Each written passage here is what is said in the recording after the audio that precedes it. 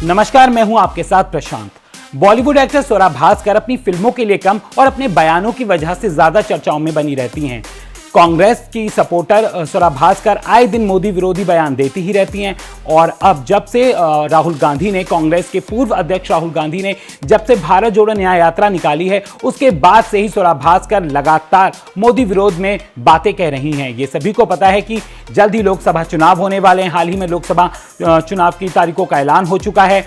19 अप्रैल से लेकर के 1 जून तक जो है वो चुनाव होंगे 7 चरणों में और 4 जून को रिजल्ट आएगा इसका चुनावों का। तो इस बीच स्वरा भास्कर को लेकर ऐसा कहा जा रहा है कि वो कांग्रेस में शामिल हो सकती हैं। जी हां, ये बड़ी खबर सामने आ रही है। जो स्वरा भास्कर हमेशा ही राहुल गांधी की भाषा बोलती हुई नजर आती हैं और उनका समर्थन करती हुई नजर आती हैं कांग्रेस का, और अब जल्द ही वो पार्टी में भी शामिल हो सकती हैं। ऐसे खबरें और कयास लगाए जा रहे हैं। राजनीतिक गलियारों में यह भी कहा जा रहा है कि जो स्वरा भास्कर हैं, उन्हें लेकर अभी जो पार्टी के आला कमान है वो सोच विचार कर रही है और उन्हें अभी हरी झंडी नहीं दी जा रही है, क्योंकि अब चुनाव की तारीख ऑलरेडी सामने आ चुकी है और कांग्रेस भी अपनी कुछ जगहों की लिस्ट जारी कर चुकी है। तो कहीं ना कहीं अब स्वरा भास्कर को लेकर ये कंफ्यूजन अब बढ़ चुकी है कि क्या वो कांग्रेस में शामिल होती हैं या फिर वो इस बार लोकसभा चुनाव कहीं से किसी सीट से लड़ती हैं कि नहीं, और कांग्रेस उन्हें कोई सीट देती है कि नहीं देती है चुनाव लड़ने के लिए। तो इस वक्त काफी ज्यादा सस्पेंस बना हुआ है। आपको बता दें कि स्वरा भास्कर जो है वो लगातार मोदी विरोध में बयान देती हैं। कुछ दिनों पहले ही उन्होंने राहुल गांधी की भारत जोड़ो न्याय यात्रा को लेकर के भी काफी कुछ कहा था, जिसमें उन्होंने बोला था कि आज तक ऐसा किसी ने ना किया है ना कोई करेगा। उन्होंने खुलकर राहुल गांधी का सपोर्ट किया था कि राहुल गांधी एक ऐसे नेता हैं जिनकी बातों को लोग सुन रहे हैं और उनकी जो ये यात्रा है काफी अच्छी जा रही है। वहीं दूसरी तरफ स्वरा भास्कर जो है वो पीएम मोदी के खिलाफ बयानबाजी कर रही हैं। पीएम मोदी की मन की बात को लेकर वो तंज कस चुकी हैं। इतना ही नहीं, उन्होंने मोदी सरकार पर, स्वरा भास्कर ने मोदी सरकार पर भी निशाना साधा है और यहां तक कि ये सब बातें भी बोली हैं कि मोदी सरकार जो है वो भगवान के नाम पर और क्या कहते हैं कि लोगों को मार रही है और मौत के घाट उतार रही है। तो इस तरीके के बयान देकर स्वरा भास्कर नफरत फैलाने की कोशिश कर रही हैं मोदी सरकार को लेकर के। और हाल ही में जो मोदी सरकार ने सीए कानून को लागू किया है, उसको लेकर के भी स्वरा भास्कर ने अपनी भड़ास निकाली थी, अपनी नाराजगी जाहिर की थी कि सरकार ये लोगों का पागल बनाने के लिए कर रही है। 10 सालों से ये सब चीजें कर रही है सरकार और अब उनका ये खेला सब समझ चुके हैं। तो हर बार राहुल गांधी की ही तरह स्वरा भास्कर लगातार मोदी सरकार को लताड़ने की कोशिश कर रही हैं। अब यहां पर यह भी खबरें वायरल हो रही हैं कि क्या स्वरा भास्कर कांग्रेस में शामिल होने के लिए ये सब कर रही हैं, जो वो लगातार मोदी सरकार पर तंज कस रही हैं। आपको बता दें कि ये इस वक्त सबसे बड़ी खबर सामने आ रही है कांग्रेस को लेकर के कि स्वरा भास्कर जो है वो पार्टी तो ज्वाइन करना चाहती हैं, लेकिन अभी कांग्रेस पार्टी की तरफ से जो आला कमान है कांग्रेस पार्टी के, उनकी तरफ से फिलहाल स्वरा भास्कर को हरी झंडी नहीं दी गई है। अब उन्हें हरी झंडी मिलती है नहीं, उन्हें पार्टी जो है वो टिकट देती है कि नहीं देती है, ये देखने वाली बात होगी। वहीं चलिए जाते जाते आपको स्वरा भास्कर का वो बयान सुनाते हैं जिसमें वो राहुल गांधी की भारत जोड़ो न्याय यात्रा की तारीफ करती दिख रही हैं और मोदी सरकार के खिलाफ लगातार तंज कस रही हैं। मैंने तो हेलो बोला और मैंने कहा कि सर ये बहुत दिन बाद मैं इतने जल्दी उठ रही हूँ आपके चलते। ये ऐसा दौर है जहाँ हम अफोर्ड नहीं कर सकते निराशा और हताशा। उम्मीद हमारी मजबूरी है। जो हिंदुस्तान हमें याद है, जो इतना खूबसूरत हिंदुस्तान है, था और रहेगा। कोई भेदभाव नहीं है कि इन्होंने क्या पहना है, मैंने क्या पहना है, मैंने बिंदी लगाई, इन्होंने नहीं लगाई है, ये क्या खाती है, मैं क्या खाती हूँ, ये सब छोड़ के हम सब हिंदुस्तानी हैं। मुझे लगता है कि ये बहुत ही जो उन्होंने ये दोनों भारत जोड़ो यात्रा जो उन्होंने करी है वो बहुत ही प्रशंसनीय है और मैं नहीं समझती मेरे जहन में कोई दूसरे ऐसे राजनेता हों जो मतलब सही में देश का कोना कोना, कन्याकुमारी से कश्मीर, मणिपुर से मुंबई तक चलें जनता के मन की बात सुनने। बहुत सारे ऐसे राजनेता हैं जो अपने मन की बात सुनाते रहते हैं हमें, लेकिन मुझे लगता है राहुल गांधी जी की खासियत ये है कि वो सही में जनता के मन की बात सुनते हैं, लोगों से मिलना चाहते हैं, जुड़ना चाहते हैं।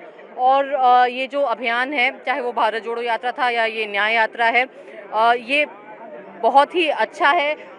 हम एक ऐसे समय में रह रहे हैं जहां बहुत अक्सर हताशा होती है, निराशा होती है, लेकिन इस किस्म की जो प्रयत्न है वो उम्मीद देता है और मुझे लगता है ये ऐसा दौर है जहां हम अफोर्ड नहीं कर सकते निराशा और हताशा। उम्मीद हमारी मजबूरी है और हम उस उम्मीद को पकड़ के जिस हिंदुस्तान में हम पले बढ़े थे, जो हिंदुस्तान हमें याद है, जो इतना खूबसूरत हिंदुस्तान है, था और रहेगा, जहाँ पे कोई भेदभाव नहीं है कि इन्होंने क्या पहना है, मैंने क्या पहना है, मैंने बिंदी लगाई, इन्होंने नहीं लगाई है, ये क्या खाती है, मैं क्या खाती हूँ, ये सब छोड़ के हम सब हिंदुस्तानी हैं।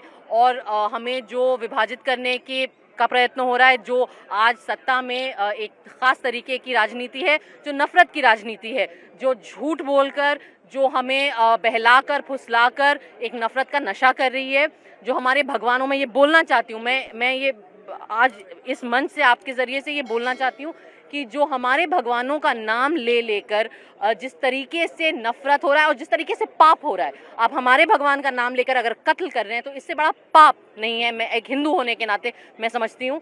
तो ये सब जो है, इसके खिलाफ लड़ाई लड़ना बहुत ज़रूरी है। और मुझे लगता है कि ये जो अभियान है, ये जो प्रयत्न है राहुल जी का, कांग्रेस का और बाकी यहाँ नेता और जो सिविल सोसाइटी एक्टिविस्ट हैं, ये बहुत ज़रूरी है। काफी देर आपने बातचीत की राहुल जी, क्या कुछ बता रहे थे? कल चुनाव के तारीखों का ऐलान हो गया, कांग्रेस पार्टी को भी चुनाव में जाना है। मैंने तो हेलो बोला और मैंने कहा कि सर ये बहुत दिन बाद मैं इतने जल्दी उठ रही हूँ आपके चलते, ये कहा मैंने। अच्छा, इसी बीच ये कानून जो है लागू किया गया है, उस पर आपका क्या व्यू है?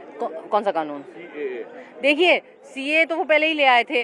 अब उनका इलेक्टोरल बॉन्ड को चलते उनकी असलियत सामने आ रही है, तो उनको डिस्ट्रैक्ट करने के लिए कुछ चाहिए, तो उन्होंने अब उसकी नोटिफिकेशन और रूल्स निकाल दिए। ये पता है, ये टैक्टिक, ये जनता को बेवकूफ़ बनाने की टैक्टिक, ये 10 साल से कर रहे हैं। अब हम लोग समझ गए हैं ये खेला। सरकार का कंसर्न है कि CAA कानून के बारे में लोगों को गलत जानकारी दी जा रही है। ये सरकार का कंसर्न सिर्फ अपनी सत्ता है और अपनी कुर्सी है और अपनी मार्केटिंग करना और फालतू के झूठ फैलाना। इनका कंसर्न जनता के हक या जनता के जो असली मुद्दे हैं वो सुलाकर एक नफरत का नशा कर रही है, जो हमारे भगवानों में। ये बोलना चाहती हूँ मैं ये आज इस मंच से आपके ज़रिए से ये बोलना चाहती हूँ कि जो हमारे भगवानों का नाम ले लेकर जिस तरीके से नफरत हो रहा है और जिस तरीके से पाप हो रहा है, आप हमारे भगवान का नाम लेकर अगर कत्ल कर रहे हैं तो इससे बड़ा पाप नहीं है। मैं एक हिंदू होने के नाते मैं समझती हूँ।